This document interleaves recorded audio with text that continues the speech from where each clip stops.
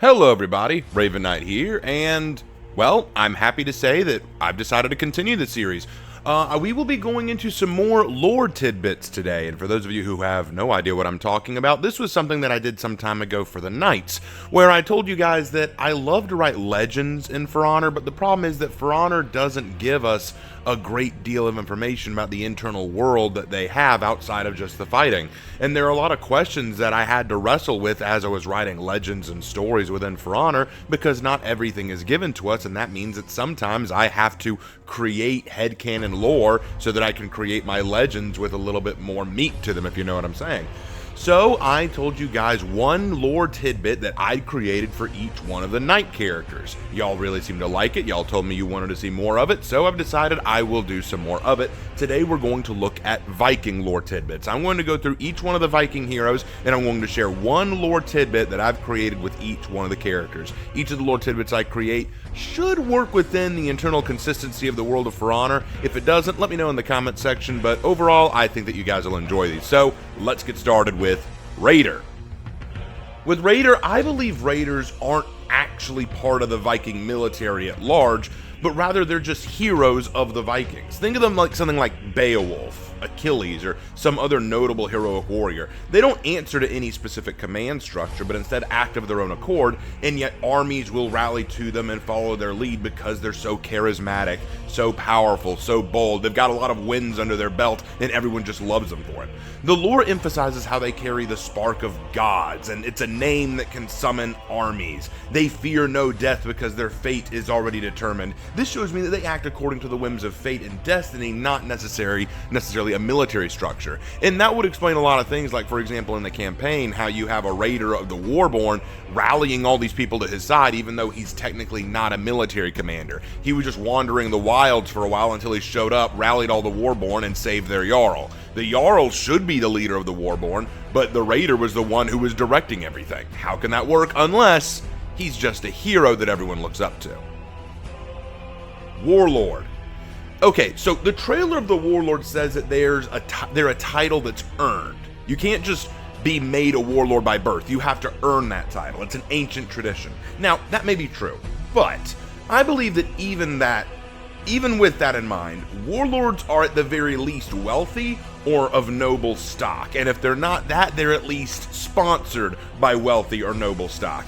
See, here's why I say that. Historically speaking, swords in the Viking Age were very expensive and hard to get hold of. Only the wealthiest of Vikings could afford them. You want to know why we often associate axes with Vikings? Because axes were pretty common, easy to pick up, and easy to turn into weapons. Swords, at that time, not so much. Only wealthy Vikings had them. So, perhaps warlords are the stock of wealthy Vikings, or perhaps vouched for by high-ranking Vikings and provided their equipment once approved of or accepted as warlords. My thought is this: many warlords that we see carry pretty decent armor for the Vikings, a large shield, and a sword, usually of fine quality. My thought is they were probably wealthy, but just because they were wealthy or of noble stock did not mean that they were just automatically warlords. They still had to earn that title, and that may be how they got their sword and shield in the first place. Berserker. Alright, so the way I look at it, Berserkers are warriors who have either committed some heinous crime, been too aggressive or bloodthirsty in combat, or demonstrated recklessness in the field of battle or in Viking society. And so they're designated Berserkers and trained to hone that wild recklessness into a fighting art. This is a little different from the Conquerors. The Conquerors, I said, were criminals who were given the chance at redemption. Berserkers aren't necessarily prisoners given a chance at redemption. The Vikings basically looked at them and said, wow, this dude or woman is incredibly violent, incredibly aggressive, and dangerous. Let's train that. Let's turn that into something worthwhile. And I believe that what they do, it's not necessarily a punishment that they're made berserkers. It's basically them saying, hey, look, you can get prestige, you can get honor, you can get glory just like any other Viking. But because you're more wild and crazy and have the spirit of beasts within you, we're just going to let you go off on the enemy rather than us. It's almost like saying, hey, you have tendency for violence? Great, let's turn that against the enemy. So that's what I think about berserkers. Valkyrie. The lore says that the Valkyrie have the right to fight for other people's honor. Basically, there are some people in Valkenheim who cannot fight for themselves, they can't defend themselves, they can't earn glory and go to Valhalla for themselves because they're too old, too injured, too weak, what have you. Valkyrie have made a pact with the gods that they can earn glory for others. They can go out into the field of battle and earn redemption and glory for people who can't do it themselves. So this made me wonder, do they have to give up their own salvation to Valhalla for others? Is that the deal they have to strike? Like, is the whole deal like, we will forfeit our own right to Valhalla if you let the people we fight for get into Valhalla? I don't think so. I believe these Valkyrie make a deal with the gods that they will be accepted not into Valhalla, but Folkvangr, the realm of Freya, who's called the Queen of the Valkyries. And it is another form of the afterlife that the Vikings could potentially go to. Highlander.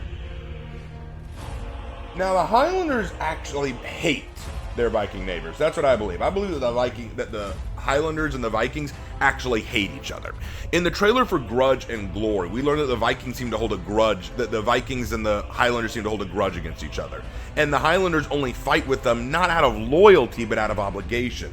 This leads me to believe that they're old enemies or rivals of the Viking clans, and it's merely the treaties and oaths that keep them fighting for them.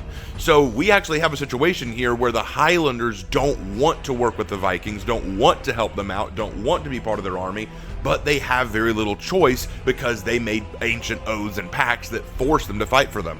However, as time has gone on, the Highlanders recognize, we don't really align with any of the other factions, and all of them would wipe us out given the chance. We probably just need to stick with the Vikings at this point, to see us through. But I think that there is a lot of animosity between the Highlanders and the Vikings. So that's something that I personally, especially since you consider their introduction was in a season called Grudge and Glory.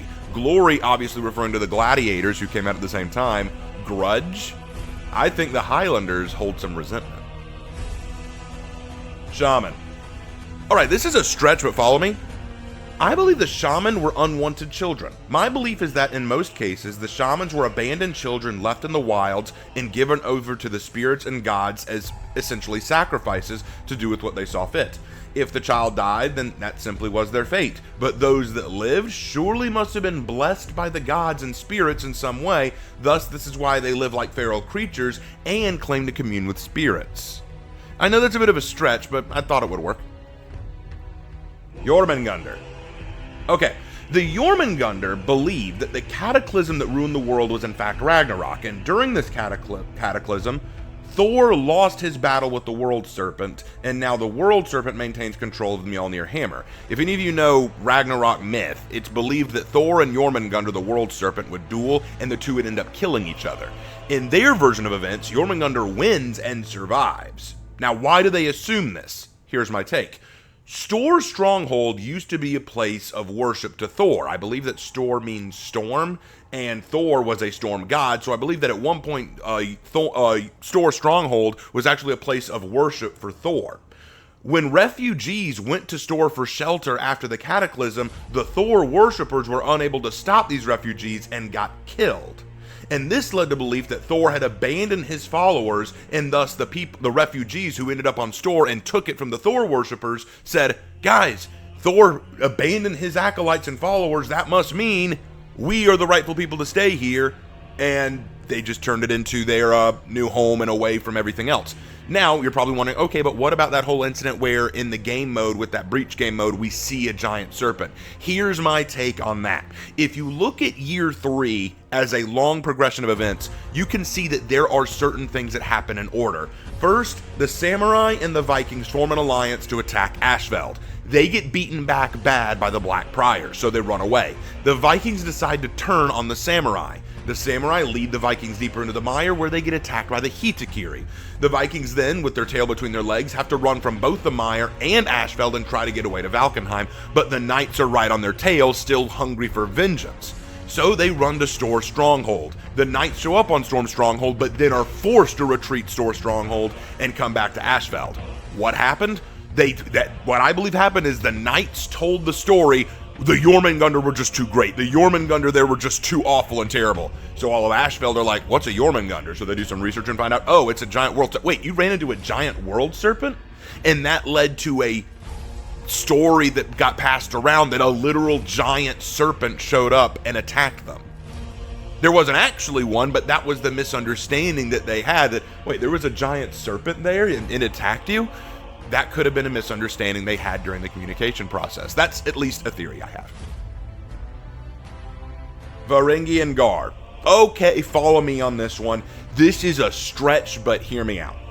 In the ancient days of the Vikings, before the cataclysm, the Varangian Guard were the Vikings who didn't agree with the idea that they were fighting for the glory of the gods. They wanted to fight for money.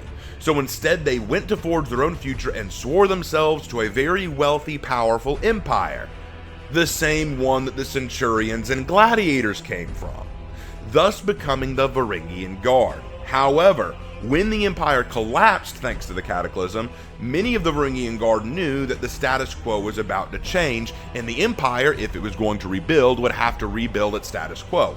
Many of the men knew that they were safe and assured because in the ancient imperial Roman world, men had way more autonomy than women. But the women of the Varangian Guard said, no way, we don't want any part of this. We're going to go forge our own, we're going to go get our own autonomy. We don't want to just be subservient to whatever this new empire is.